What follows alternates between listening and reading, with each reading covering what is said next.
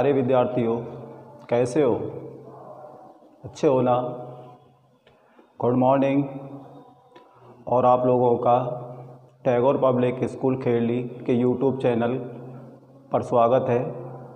तो देखिए, हम लोग ने अगली जो नेक्स्ट 2 वीडियो थी उनमें मानव भूगोल और मानव भूगोल की विचारधाराओं के बारे में डिस्कस किया था। उससे आगे हम लोग फिर आगे इस वीडियो में बात करते हैं। तो देखिए, सबसे पहले जो हम लोगों ने जो मानव भूगोल की विचारधाराएं पढ़ी थी उनको नाम और उनके जनक का नाम याद रखने के लिए हम एक ट्रिक्स से याद रख सकते हैं आसानी से। तो देखिए,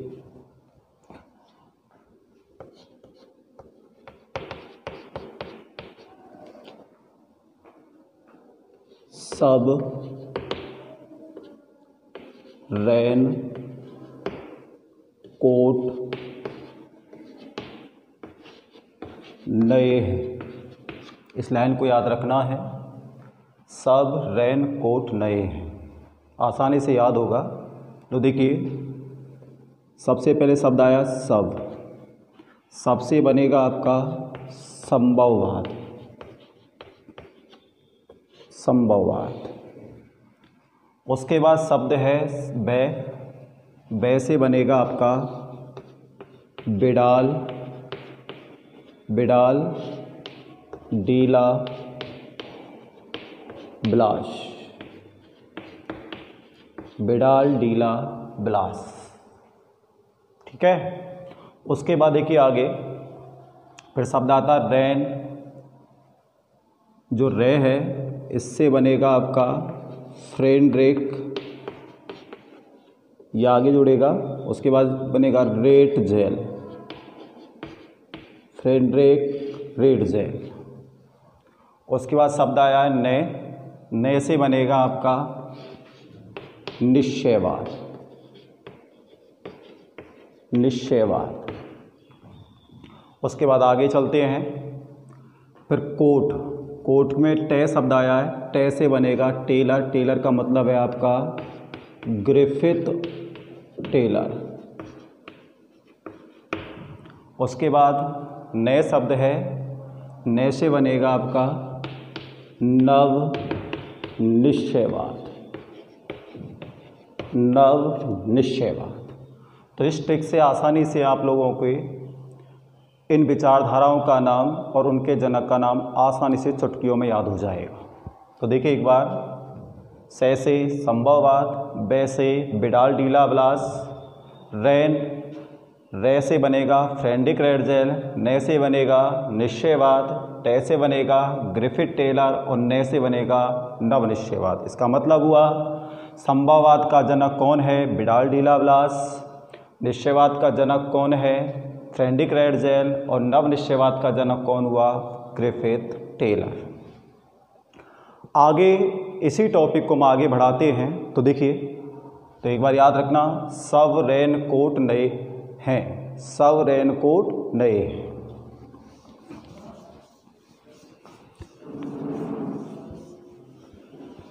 परिस्थिति को हम आगे बढ़ाते हैं।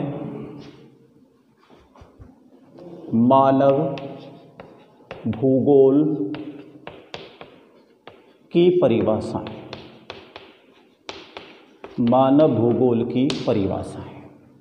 तो देखिए, तो मानव भूगोल की बहुत सारे विद्वानों ने अपने अकॉर्डिंग परिभाषाएं दी हैं, लेकिन हमारी एनसीईआरटी की बुक में 4 लोगों ने मानव भूगोल की परिभाषाओं को दिया है। तो हम उन चारों ही परिभाषाओं के बारे में डिस्कस करेंगे।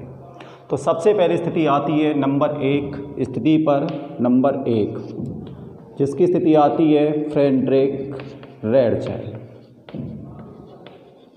फ्रेंड्रिक रेट जेल। जो फ्रेंड्रिक रेट जेल है, स्थिति आती है, जो फ्रेंड्रिक रेट जेल थे वो निवासी कौन से देश के रहने वाले थे? तो निवासी, तो फ्रेंड्रिक रेट जेल रहने वाले थे जर्मनी के। कहाँ के रहने वाले थे? जर्मनी के। तो उस स्थिति में जो फ्रेंड्रिक रेट जेल है, इन्हीं को आधुनिक मानव भूगोल का संस्थापक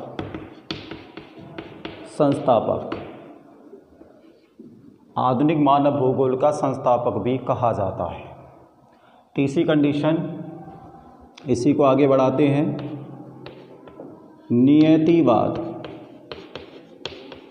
नियतिवाद का जनक। तो फ्रेडरिक रैडज़ेल को नियतिवाद का जनक भी कहा जाता है। तो दो कंडीशन हो गई कि फ्रेडरिक रैडज़ेल को आधुनिक मानव भूगोल का संस्थापक माना जाता है और फ्रेडरिक रैडज़ेल को नियतिवाद का जनक भी कहा जाता है। फिर स्थिति आती है पुस्तक का नाम, कि रैडज़ेल की पुस्तक का क्या नाम है। रैडज़ेल की पुस्तक का क्या नाम है? तो रैडज़ेल की जो पुस्तक थी उसका नाम था एंथ्रोपोजोग्राफी, जिसको अंग्रेजी में लिख सकते हैं एंथ्रोपोजोग्राफी। ये इनकी पुस्तक का नाम था। तो जो फ्रेडरिक रैडज़ेल थे उन्होंने अपनी पुस्तक एंथ्रोपोजोग्राफी में एक मानव भूगोल की परिभाषा दी थी। तो उन्होंने अपनी इस पुस्तक में मानव भूगोल की परिभाषा को किस प्रकार से परिभाषित किया, तो ये देखिए। तो उन्होंने कहा था, क्या कहा था मानव भूगोल के बारे में, कि मानव भूगोल मानव समाजों और धरातल के बीच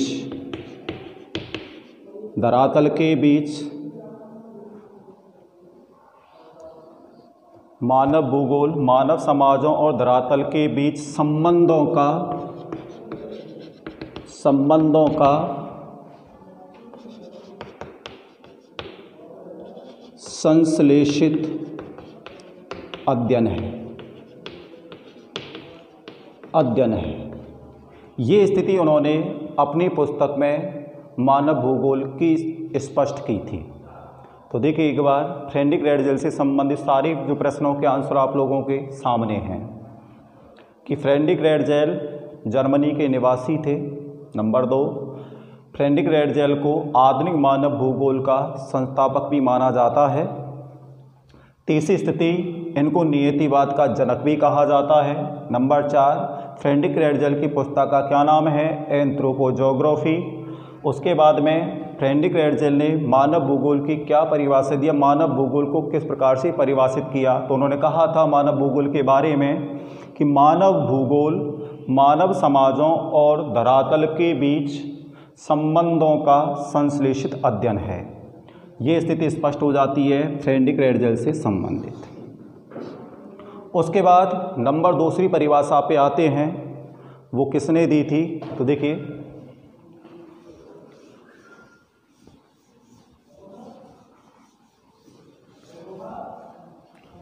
नंबर 2 परिभाषा जो दी थी उनका नाम है एलन सी सैंपल। जो एलन सी सैंपल थी वो कहाँ की रहने वाली थी, निवासी थी अमेरिका की। नंबर 2 इसकी पहली स्थिति पे आते हैं। नंबर 1, ये फ्रेडरिक रैडज़ेल की शिष्या थी।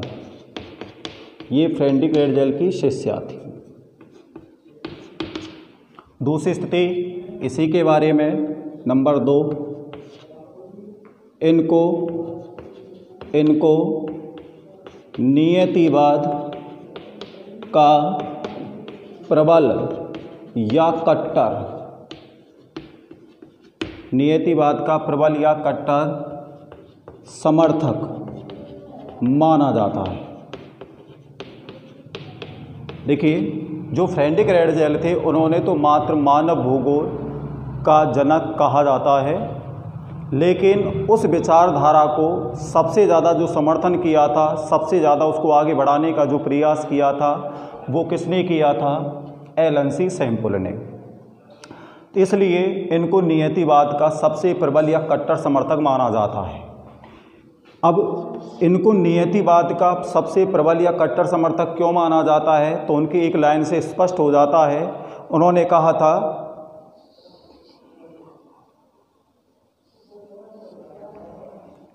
कि मानव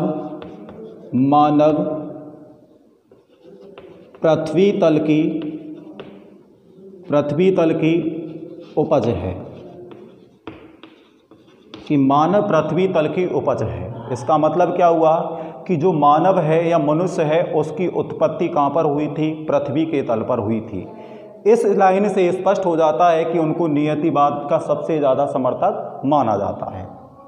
लाइन को याद रखना कि मानव पृथ्वी तल की उपज है, ये किसने कहा था? एलन सी सैंपल ने कहा था।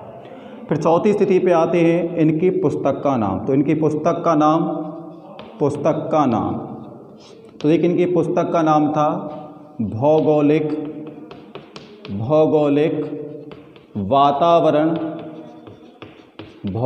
वातावरण का प्रभाव।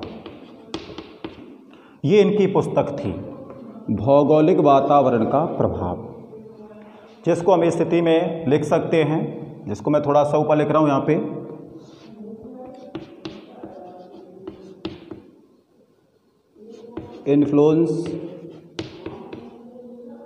इन्फ्लुएंस ऑफ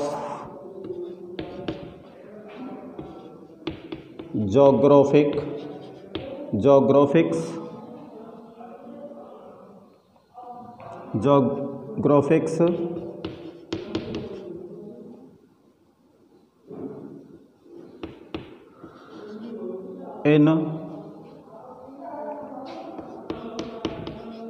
एनवायरमेंट,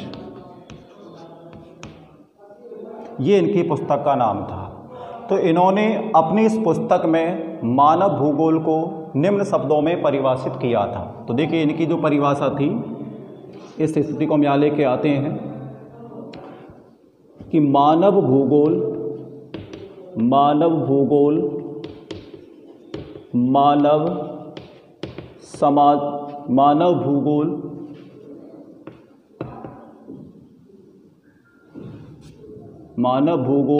चंचल मानव और अस्थायी पृथ्वी के बीच संबंधों का, पृथ्वी के बीच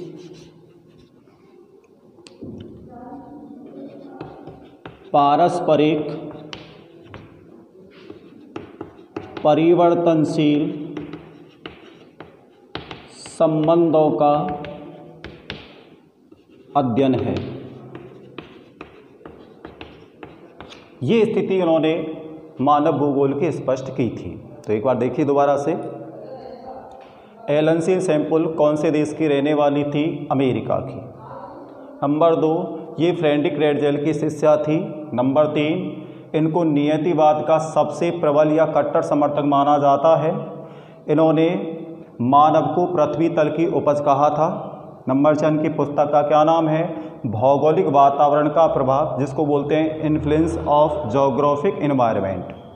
इस पुस्तक में उन्होंने मानव भूगोल की निम्न परिभाषा को स्पष्ट किया था। क्या परिभाषा दी? कि मानव भूगोल चंचल मानव और अस्थायी पृथ्वी के बीच पारस्परिक संबंधों का, पारस्परिक परिवर्तनशील संबंधों का अध्ययन है। इसके बाद इसका ध्यान रखना, जब भी कोई भी किसी भी विद्यमान की आप डेफिनेशन को लिखते हैं तो उसको आपको इन्वर्टेड कोमा से शुरू करना है और लास्ट में फुल स्टॉप लगा करके उसको इन्वर्टेड कोमा में बंद करना है। ये जरूर ध्यान रखना। इसको ऐसा क्यों किया जाता है? क्योंकि जो भी बात किसी भी विद्यमान के द्वारा, व्यक्ति के द्वारा व्यक्त की जाती है, उसमें हम अपनी तरफ से कोई भी चेंज नहीं कर सकते। जो शब्द उन्होंने कहे थे उनको उसी तरह से हम लोगों को लिखना होता है। तो याद रखना बेटा किस तरह से इस स्थिति को याद रखोगे। तीसरी परिभाषा पे हम चलते हैं टाइम की स्थिति को देखते हुए।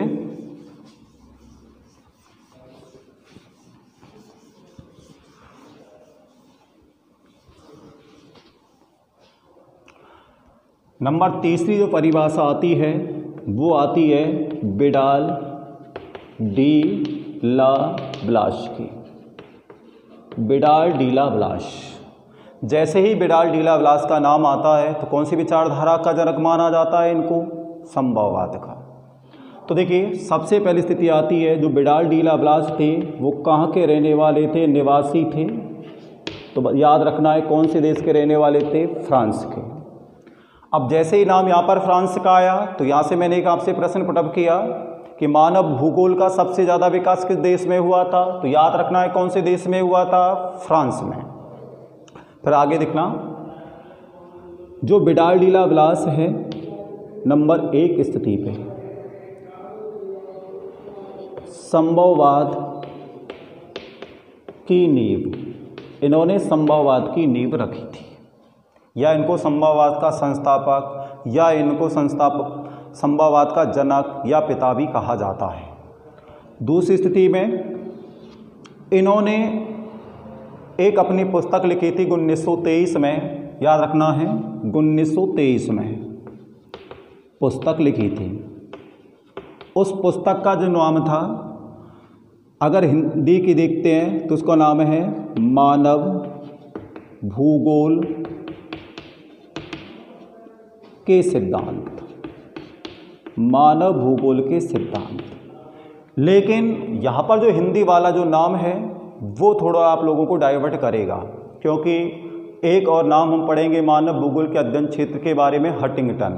तो हंटिंगटन की जो पुस्तक है हिंदी वर्जन में उसका भी नाम मानव भूगोल के सिद्धांत आता है, लेकिन दोनों में अंतर क्या है? तो देखिए, जब 1923 में इन्होंने जो पुस्तक लिखी थी वो लिखी थी ग्रीक भाषा में, ग्रीक भाषा में। और ग्रीक भाषा में जो इन्होंने ये पुस्तक लिखी थी उसका नाम था प्रिंसिपल्स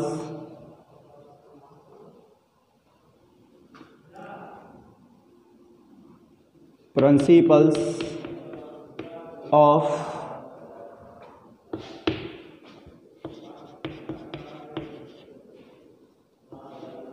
ज्योग्राफिक्स ह्यूमेन। ये जो नाम मिलता है उनका ग्रीक भाषा में मिलता है इस पुस्तक का, लेकिन इसी पुस्तक का अंग्रेजी वर्णन, अंग्रेजी में जब अनुवाद किया गया तो इसको नाम दिया गया principles of human geography, human geography. तो ये थोड़ा याद रखना है, नाम आप कोई सा भी लिख सकते हैं जो आप लोगों को याद रह सकता है। तो देखिए, Vidal de la Blache France के रहने वाले थे, इन्होंने संभववाद की नींव रखी थी। इन्होंने 1923 में ग्रीक भाषा में अपनी पुस्तक लिखी थी जिसका नाम था प्रिंसिपल्स ऑफ ज्योग्राफिक्स ह्यूमन, जिसका हिंदी में जब अनुवाद किया गया तो उस पुस्तक का नाम रखा गया प्रिंसिपल्स ऑफ ह्यूमन ज्योग्राफी, जिसको हिंदी में कहा जा सकता है मानव भूगोल के सिद्धांत। तो इस पुस्तक में उन्होंने मानव भूगोल की एक परिभाषा दी थी। इसकी थोड़ी परिभाषा लंबी हिलती है, इसको याद रखना है नंबर 1 स्थिति से। तो थोड़ा यहाँ से लिखता हूँ मैं इसको कि मानव भूगोल पृथ्वी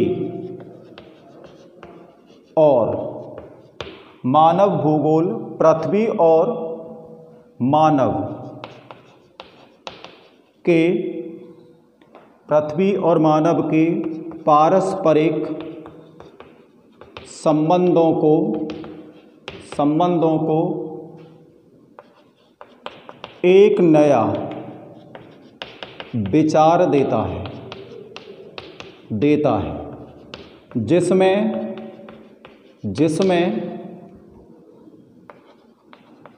पृथ्वी को जिसमें पृथ्वी को नियंत्रित करने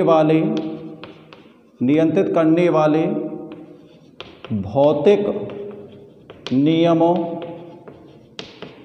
तथा उस पर निवास करने वाले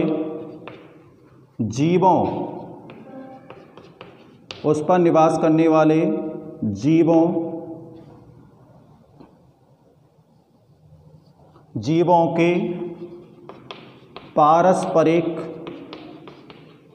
संबंधों का अधिक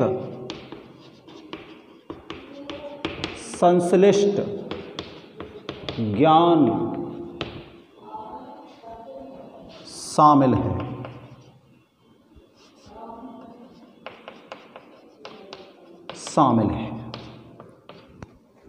ये आप लोगों को बिडाल लीला विलास के बारे में याद रखना है। तो देखना, आसानी से सुनना, समझना। बिडाल लीला विलास कहाँ के रहने वाले थे? फ्रांस के। याद हुआ, कहाँ के रहने वाले थे? फ्रांस के। संभववाद की नींव किसने रखी थी? बिडाल लीला विलास ने। उन्होंने 1923 में ग्रीक भाषा में जो पुस्तक प्रकाशित की थी उसका नाम क्या था? प्रिंसिपल्स ऑफ ज्योग्राफिक ह्यूमन, जिसका अंग्रेजी में जब अनुवाद किया गया तो उसका नाम क्या पड़ गया? Principles of human geography. इन्होंने मानव भूगोल की जो परिभाषा दी थी उसमें थोड़ा सा लंबी परिभाषा, इसको टुकड़ों में याद करने की कोशिश करना कि मानव भूगोल पृथ्वी और मानव के पारस्परिक संबंधों को, पारस्परिक का मतलब होता है एक दूसरे के संबंधों को एक नया विचार देता है, जिसमें पृथ्वी को नियंत्रित करने वाले भौतिक नियमों और उस पर निवास करने वाले जीवों के पारस्परिक संबंधों का अधिक संश्लिष्ट ज्ञान शामिल है। जिसमें पृथ्वी पर निवास करने वाले जीवों के पारस्परिक संबंधों का अधिक संश्लिष्ट ज्ञान शामिल है। ये परिभाषा बिडाल लीला विलास ने मानव भूगोल की दी थी। उसके बाद नंबर 4 पर चलते हैं। नंबर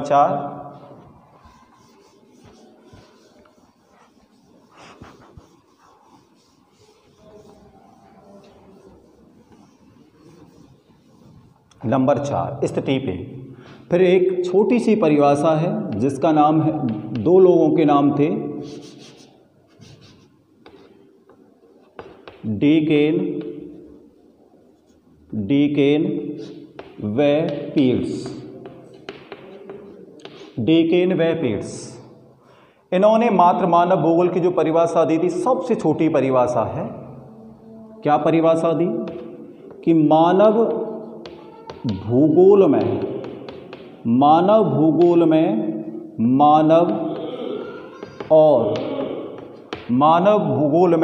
मानव और उसके कार्यों को समाविष्ट किया जाता है। समाविष्ट का मतलब होता है शामिल किया जाता है। तो इस प्रकार से हमारी किताब में, बुक में 4 लोगों ने मानव भूगोल की परिभाषाएं दी थी। तो मैं उम्मीद करता हूं कि आपको ये चारों की चारों जो परिभाषाएं वो समझ में आ चुकी होंगी। आगे नेक्स्ट बात करते हैं। एक बात दोबारा करना, टेकेन व पीट्स के अनुसार मानव भूगोल की परिभाषा कि मानव भूगोल में मानव और उसके कार्यों को समाविष्ट किया जाता है। इस तरीके से मानव भूगोल की परिभाषाएं आज समाप्त होती हैं। तो आज के लिए इतना ही। कल नेक्स्ट वीडियो में फिर मिलेंगे। मेरी तरफ से आप लोगों को ऑल द बेस्ट।